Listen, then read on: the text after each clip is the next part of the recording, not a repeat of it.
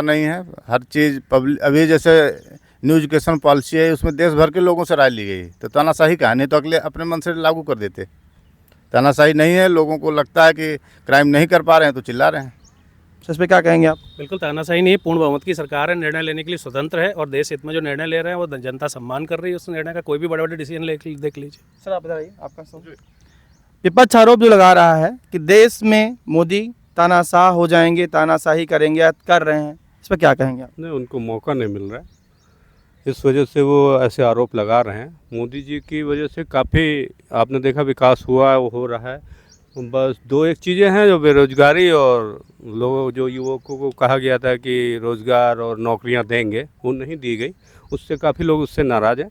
बाकी इनकी बातों से मैं सहमत नहीं हूँ। हो सकता है बीजेपी के कार्यकर्ता रहे हों पहले, अब इनके कुछ कार्य ना हुए हों तो पीड़ित हैं, इस वजह से ऐसी बात कर रहे हैं। मैं भी भारतीय जनता पार्टी का संयोजक हूँ, लखनऊ से ही, ठीक है, लेकिन कुछ पीड़ा अपनी भी है।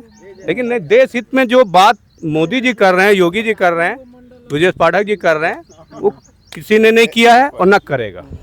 भाजपा सरकार की सब नीतियाँ ठीक है, लेकिन आवारा पशुओं को जो हल नहीं कर पा रहे हैं समस्या गाँव में, अगर ये ध्यान दे दें तो सब कुछ सही हो सकता है। क्योंकि गाँव में आवारा पशु इतने ज़्यादा खेत खा रहे हैं कि पब्लिक परेशान है। आपका भ्रष्टाचारी और बलात्कारी बीजेपी में शामिल हो रहे हैं और पैसा से खरीद के विधायक और सरकारें तोड़ी जा रही हैं, इसको तानाशाही नहीं मानते हैं। लोग पता नहीं किस चीज़ को तानाशाही मानते हैं, और अग्निवीर को शहीद का दर्जा नहीं दिला पा रहे हैं और बातें बड़ी बड़ी कर रहे हैं। मतलब जो अपना जीवन देश के लिए कुर्बान कर दे उसको शहीद का दर्जा मिलना चाहिए कि नहीं, बस छोटी सी बात है। मिलना चाहिए। तो ये बात इनको छोटी सी नहीं समझ में आ रही है और कहेंगे कि आप बीजेपी से ना, हम क्यों नाराज हों। और अभी तो भ्रष्टाचारी वहाँ महाराष्ट्र में अभी वॉशिंग मशीन से, सुनिए तो, वॉशिंग मशीन से धुल के अभी बीजेपी में शामिल हुए हैं, और अभी एक बलात्कारी जिनका वीडियो वायरल हो चुका है वो भी शामिल हो गए हैं। और इनको बताइए, भाई साहब सवाल जो कह रहे हैं, भाई साहब जो बोल रहे हैं, ये मैं इनसे पूछना चाहूँगा, लखनऊ में आप कितने समय से निवास कर रहे हो? 12 से। 12 में यही 8-10 साल पहले ही आप बताओ, 15 साल पहले कोई भी महिला 11 बजे के बाद 10 बजे के बाद सड़क पे घूमती थी? सड़क पर घूमती मिलती थी आपको? रात में 12 बजे लड़कियां जा रही हैं, आ रही हैं, कोई बलात्कारी उनका बलात्कार करने की हिम्मत नहीं कर रहा। रात में नहीं, 24 घंटे अंदर बुलडोजर चल जाता है बाबा का, बाबा की जय जयकार हो रही है। कुछ नीतियां हैं, मैं मानता हूँ, लेकिन आप पीड़ित हैं कुछ भाजपा से, ये मैं मानता हूँ। इनको पता ही नहीं है कि इसी छेड़छाड़ के लिए 10-90 किस समय आया। इनको कुछ जब ये पता ही नहीं है तो कि छेड़छाड़ कब बंद हुआ, तो ये भाई साहब से क्या कोई डिबेट करे। 10-90 ये पता करे कि किस समय अखिलेश जी के सरकार में वो नंबर डायल हुआ कि किसी के साथ छेड़छाड़ हो, आप तुरंत 10-90 डायल करिए और छेड़छाड़ बंद। ये भाई साहब जो सैनिकों की बात पे जो बात कहे शहीद की दर्जे पे, इनको आप साथ लेके कम से कम 100 आर्मी वालों के पास जाइए और उनसे पूछिए कि उनको क्या सम्मान मिला है। उनके शब्दों में सुनिए, मैंने सुना है, उनके शब्द हैं कि आज जो उनका जो गर्व बढ़ा है, आज उनको जो देश पे जिस तरीके से बॉर्डर पे वो काम कर पा रहे हैं, ये पहले के सालों में कभी नहीं हुआ था। तो ये जो इनने मान लिया शहीदों का दर्जा नहीं मिल रहा है, उससे पूछिए जो वाकई में आर्मी में काम कर रहा है वो क्या फील कर रहा है।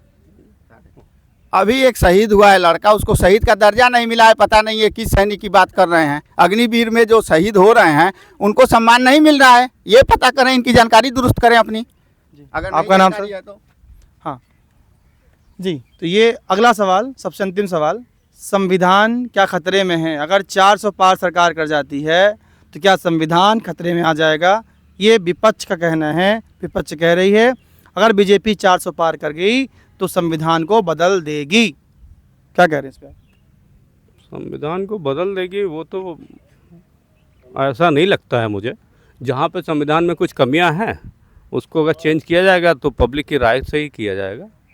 और तानाशाही वाली बात रही तो मोदी जी या योगी जी तानाशाही तो नहीं कर रहे हैं हमारी समझ से।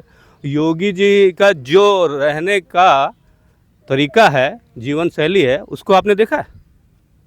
टीवी मीडिया अगर दिखा देती है किसी को बलात्कारी, तो क्या उसको वहाँ कैमरे लगे थे कि उसने बलात्कार किया था? जैसे बहुत से झूठे आरोप लगा दिए जाते हैं, बेगुनाह लोग फंसा दिए जाते हैं, उस पर आप उनको जो जेलों में डाल दिए गए बेगुनाह, उनको बाहर निकालने का है कुछ आपके पास तरीका? जैसे आप बलात्कारी कर, हर आदमी बलात्कारी नहीं होता है, ठीक है, जिस तरह आपने आरोप लगाया। और लखनऊ में आप अभी 12 साल से आए, मेरा यहाँ जन्म हुआ है, ठीक है, 40 साल की उम्र हो रही है।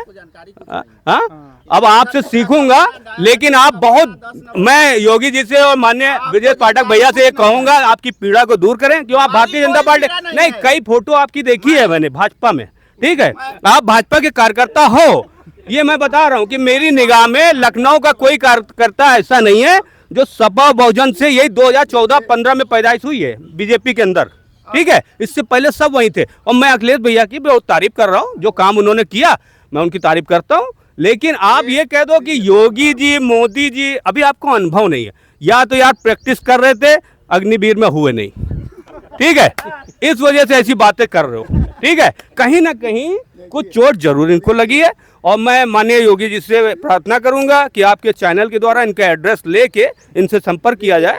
मैं अनूप वाजपेयी मंडल संयोजक हूं यहाँ से, मध्य मंडल से, और माननीय ब्रजेश पाठक जी की सेवा में रहता हूँ। इनकी कुछ पीड़ा को दूर किया जाए, मेरा निवेदन है हाथ जोड़ के, क्योंकि ऐसी ब्रजेश पाठक जी के भाई साहब साथ रहते हैं। ब्रजेश पाठक जी पहले अपनी पीड़ा दूर कर लें, वो हमारी पीड़ा क्या दूर करेंगे। क्या पीड़ा है उनकी? अभी हॉस्पिटल में इलाज के लिए कोई उनको फोन करता है, वो इलाज नहीं करवा पाते हैं, वो क्या दूसरे की पीड़ा समझेंगे और दूर करेंगे। सुनिए एक मिनट, और ये भाई साहब अपनी जानकारी दुरुस्त करें। ये लखनऊ में चाहे जन्म से पैदा हुए हों, लेकिन इनके पास जानकारी जीरो है। इनको पता ही नहीं है कि कितनी सरकारों ने क्या काम किया। और विकास दुबे पे भी जो मान लीजिए हुआ, तो योगी जी कोर्ट नहीं ना है। भाई साहब कह रहे थे कि कौन बलात्कारी है, कौन आतंकवादी है और कौन माफिया है, इसको योगी जी डिसाइड करेंगे। कौन होते हैं डिसाइड करने वाले? कोर्ट किस लिए बना है?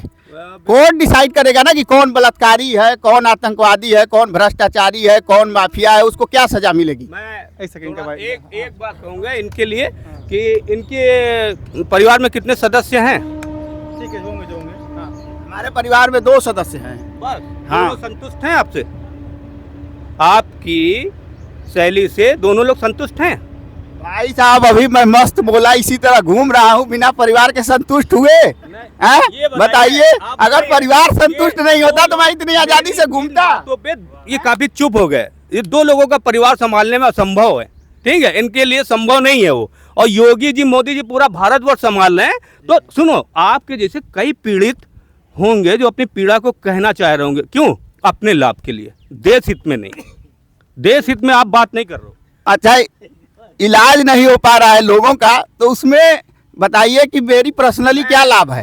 अगर ये किसी हॉस्पिटल में जाके देखे, बार बार उनको सजेस्ट किया गया है कि आप स्वास्थ्य मंत्री हैं, जाके हॉस्पिटलों को दुरुस्त करिए, तो आप उसको दुरुस्त कर नहीं पा रहे हैं।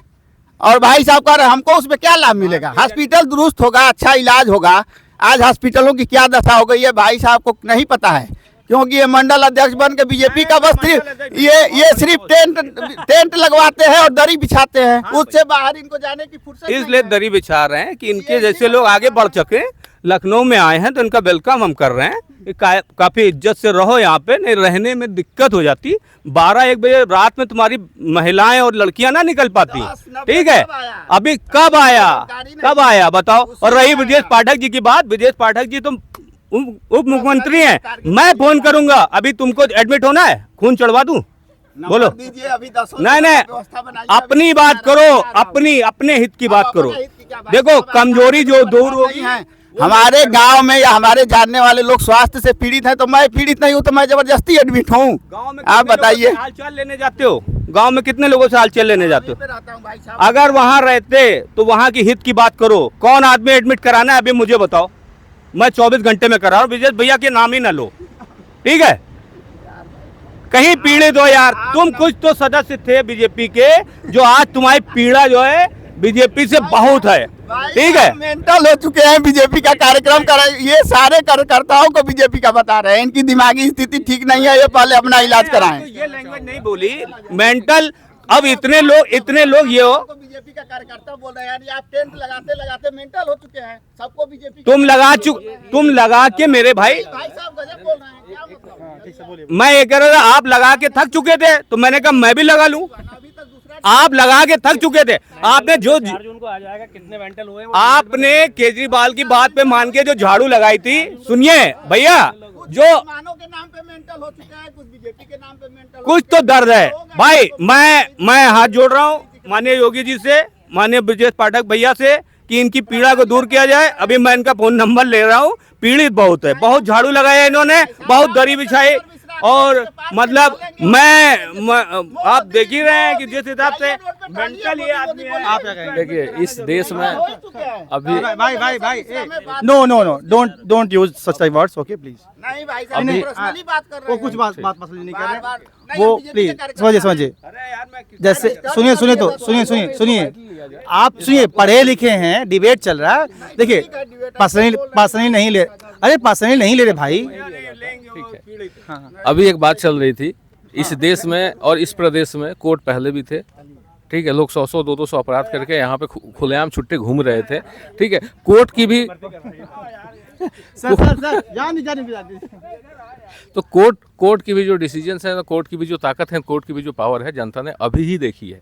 पहले हमने ऐसा शायद ही कहीं सुना होगा और देखा होगा। ये बात किसी व्यक्ति विशेष की नहीं है, ये एक सिस्टम की है। इस देश में अगर कानून का सिस्टम बनेगा, प्रशासन का सिस्टम बनेगा तो सबके लिए फ़ायदा करेगा। और अगर कहीं ना कहीं अगर ये अराजकता और ऐसी चीज़ें, दंगे और ये सब खत्म हो रही है, तो बात हिंदू मुस्लिम की नहीं है, ये देशवासियों की बात है। 140 करोड़ देशवासियों की बात हो रही है और हम उस विश्वास को लेकर आगे चलना चाह रहे हैं। किसी एक जगह पे अटक के अगर हम कार्य करेंगे तो उससे देश समाज विकास नहीं करता है। और जहाँ तक रही बात विपक्ष की, तो विपक्ष टोटली फेलियर चल रहा है। विपक्ष को अपनी जिम्मेदारी समझ के अपनी जिम्मेदारियों का निर्वहन करना चाहिए। कभी यहाँ भाग रहे हैं, कभी वहाँ भाग रहे हैं, और तमाम तरह के लोगों पे आरोप लगाने से आरोप सिद्ध नहीं होते हैं। जनता है, सब देख रही है, अपने विवेक से देख रही है। बस इतना ही कहना चाहेंगे। आप इस पे क्या कहेंगे? इधर आइए। आपका नाम? सर ये चैनल का नाम है, ये मोबाइल में कर लीजिए, यूट्यूब में। सियाराम गौतम सर हाँ नाम है मेरा। जी जी आपका सवाल क्या? कहाँ के रहने वाले आप हैं? हम अयोध्या जनपद के रहने वाले अयोध्या के। इधर आइए थोड़ा सा। अयोध्या बड़ा मुद्दा चल रहा है। जी। अयोध्या में चुनाव कब हैं? 20 मई को। 20 को। किसे वोट करेंगे? जी मैं तो बीजेपी को करूँगा। क्यों बीजेपी क्यों? जी कुछ कानून व्यवस्था उनकी सही है।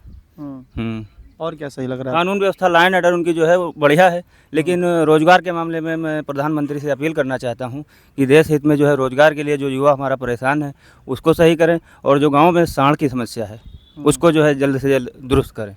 भाई यही मेरा निवेदन है। जी ये सरकार से आप अपील करना चाह रहे हैं। जी लेकिन आप जब बटन दबाने जाएंगे जी उसमें ईवीएम में, जी तो आपके मुद्दे क्या होंगे? मुद्दे हमारा बस यही रोजगार का मुद्दा मेन है। अगर रोजगार है तो हर आदमी खुशहाल है, रोजगार नहीं तो कितनी भी व्यवस्थाएं बना दी जाएं लेकिन आदमी परेशान रहेगा। चलिए जी। ये हमारी लखनऊ की आम जनता है ना सर? आपका नाम? ठीक है। ये लखनऊ की आम जनता है जिनके चुनावी मुद्दे हैं। आप डिबेट सुन करके ये समझ सकते हैं, जान सकते हैं कि वो किसे देंगे वोट और किसे बनाएंगे आपके लखनऊ का नवाब। लखनऊ का नवाब बीजेपी से या कांग्रेस से, ये आने वाले 4 जून को पता चल जाएगा। लेकिन जनता का हमने ओपिनियन पोल यहाँ पर ले लिया है। जनता किसे करती है पसंद और किसे करती है नापसंद, ये आप डिबेट को सुन करके समझ सकते हैं, जान सकते हैं। जनहित इंडिया न्यूज़ लगातार आम जनमानस, जनहित की बात, आम जनता की बात करते हुए लखनऊ में है। और अभी हम आगे लखनऊ में और लोगों से हम उनका विचार जानेंगे। जय हिंद, जय भारत।